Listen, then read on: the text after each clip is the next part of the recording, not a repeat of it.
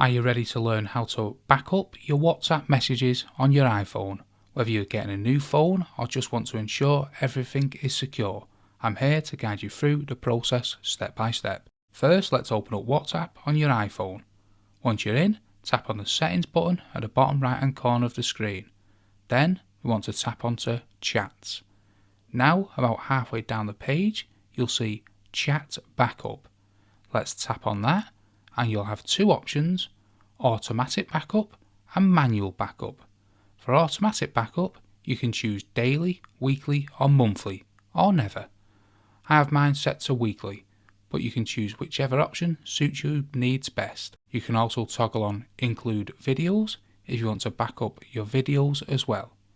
If you want to make your backup super secure, there's an option for end-to-end encryption backup.